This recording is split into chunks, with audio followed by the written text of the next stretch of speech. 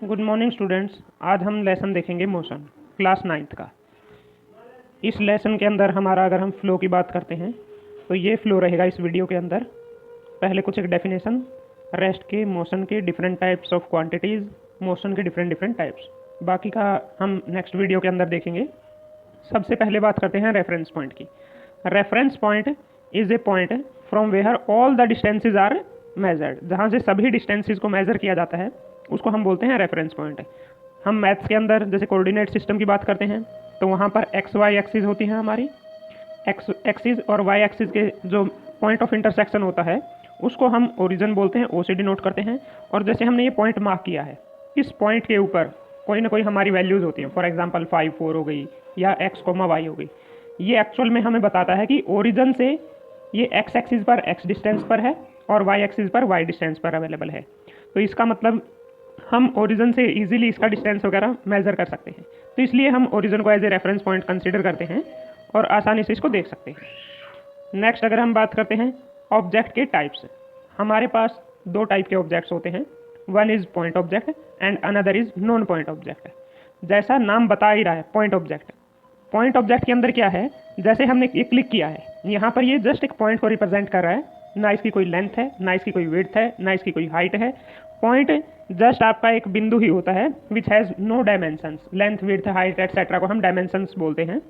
तो हम point object किसके कहेंगे? ए object is called point object if it has mass but infinitely small in size.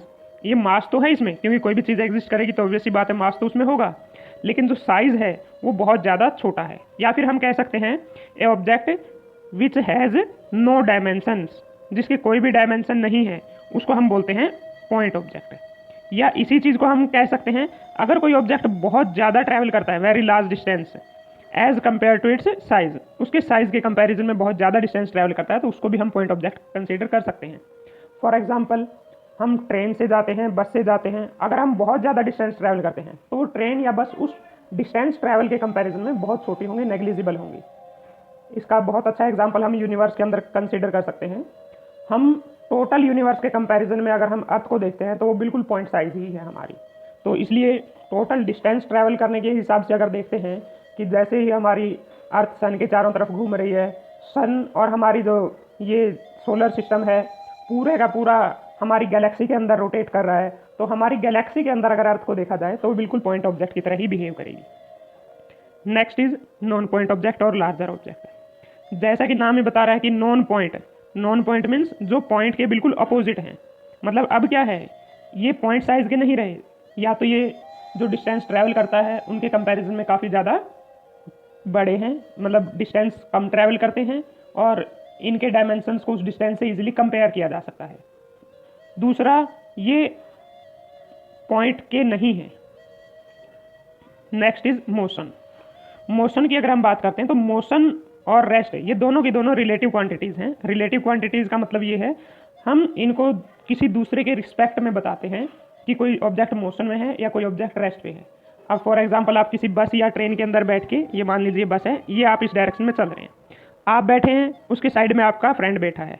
आपके friend के लिए आप या आपके लिए आपका फ्रेंड तो हमेशा रहेगा रेस्ट पे, लेकिन एक पर्सन जो बाहर खड़ा है वो अगर आप दोनों को देखता है तो आप दोनों के दोनों उस आउटर मोस्ट पर्सन के लिए क्या है, मोशन के अंदर अवेलेबल हैं। आप एक पर्टिकुलर डायरेक्शन में मूव कर रहे हैं।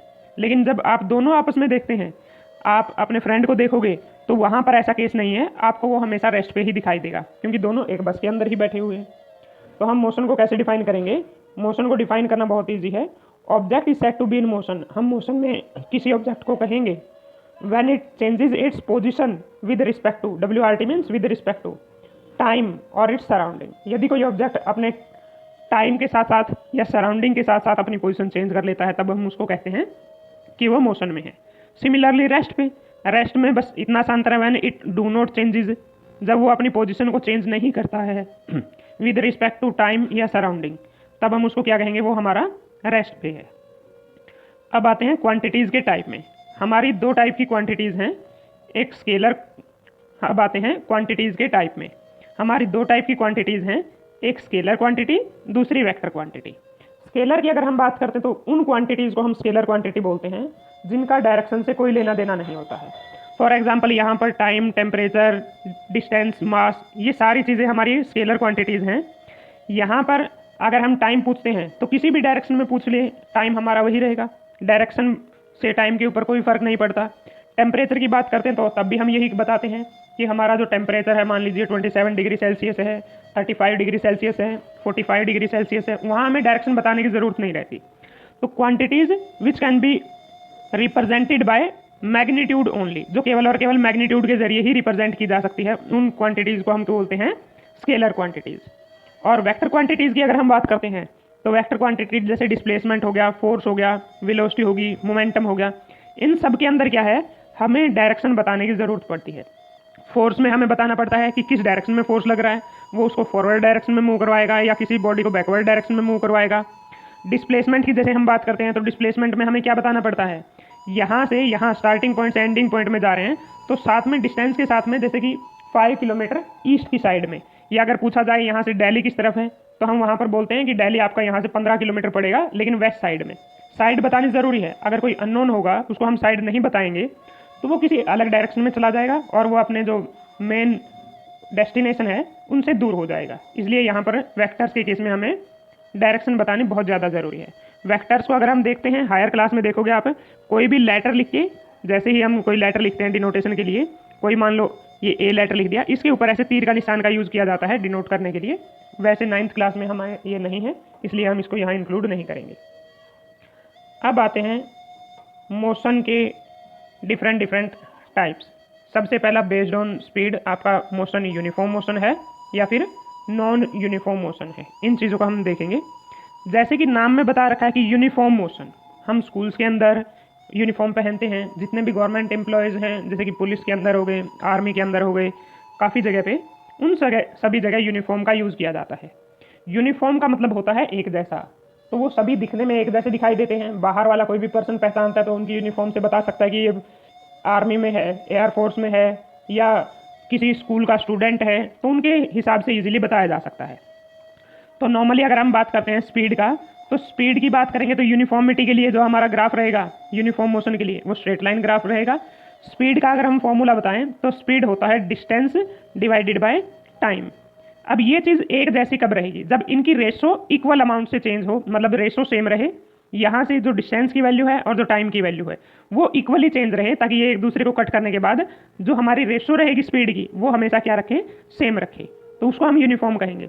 मतलब when object travels equal distance in equal interval of time, मतलब हर बार क्या करता है, इक्वल डिस्टेंस ट्रैवल करता है, इक्वल इंटरवल ऑफ टाइम में, इक्वल टाइम में इक्वल डिस्टेंस ट्रैवल करेगा, तब हम कहेंगे वो यूनिफॉर्म मोशन में है।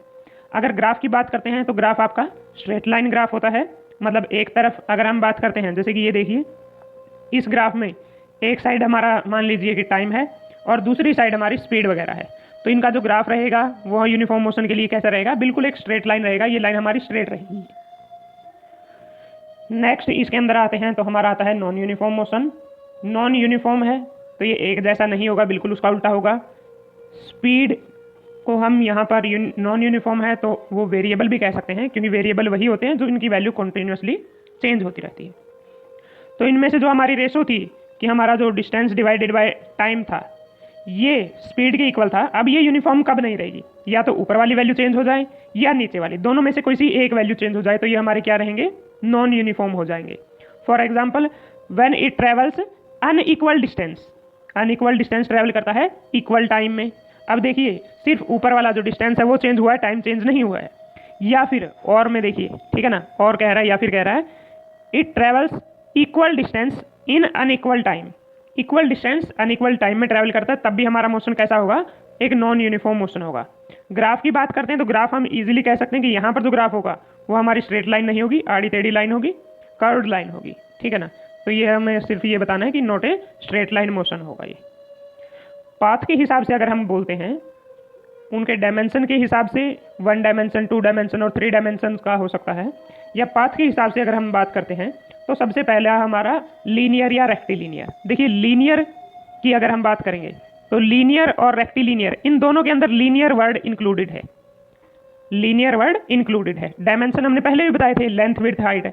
1 डायमेंशन मीन्स सिर्फ लेंथ है उसके अंदर, मतलब वो क्या करता है, हमारा सिर्फ एक ही डायरेक्शन में चल सकता है, एक ही डायरेक्शन में अगर चलेगा तो वैसी बात है एक्स एक्सिस की तरफ चलेगा तो सिंपल स्ट्रेट लाइन आएगा, तो इसलिए इसको motion in a straight line भी कहा जाता है। तो हम सीधा सीधा कहेंगे when object moves in a straight line then motion is said to be straight line motion, linear motion और motion in one dimension. Next है पाथ के ऊपर ही डिपेंड है कि हमारा कैसा पाथ फॉलो किया।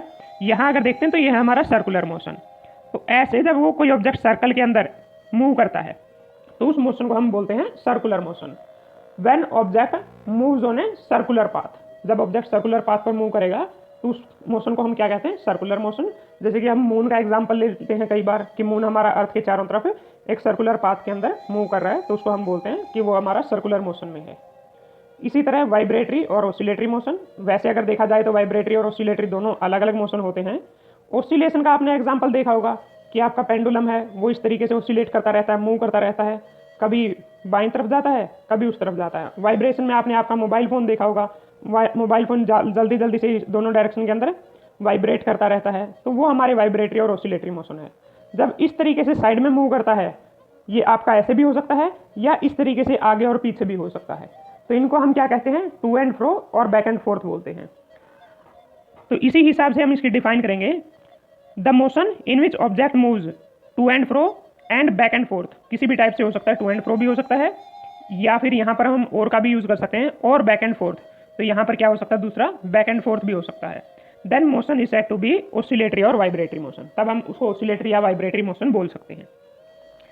अब जो डिफरेंस की बात थी, ये जो बीच में खाली जगह दी गई है, हम इसके हिसाब से यहाँ पर डिफ्रेंशिएट करेंगे। डिफ्रेंशिएट, ये जो आगे पीछे मूव करना है जल्दी जल्दी या साइड में मूव करना है, एक सेकंड में जितनी बार मूव करता है उसको हम उसकी फ्रीक्वेंसी बोलते हैं।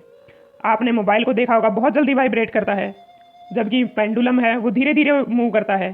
तो अगर फ्रीक्वेंसी ज़्यादा है तो उसको हम वाइब्रेशन बोलते हैं, और अगर फ्रीक्वेंसी ज़्यादा नहीं है तो उसको हम बोलते हैं ऑसिलेशन। इसलिए हम कह सकते हैं the motion in which object moves to and fro and back and forth with higher frequency then motion is said to be vibratory motion, तब हम उसको वाइब्रेटरी मोशन बोलेंगे। या फिर the motion in which object moves to and fro and back and forth with lower frequency then motion is said to be oscillatory motion. लेकिन ये frequency का concept अभी हमारी क्लास में या इस चैप्टर तक नहीं आया है, इसलिए यहाँ पर हायर फ्रीक्वेंसी या लोअर फ्रीक्वेंसी अगर आप लिखना चाहते हैं तो लिखिए, नहीं लिखना चाहते हैं तो नहीं लिखिए, वरना आप दोनों के लिए ये अभी तक के लिए वाइब्रेटरी और ऑसिलेटरी सेम ही कंसीडर किए जाएंगे। Thank you.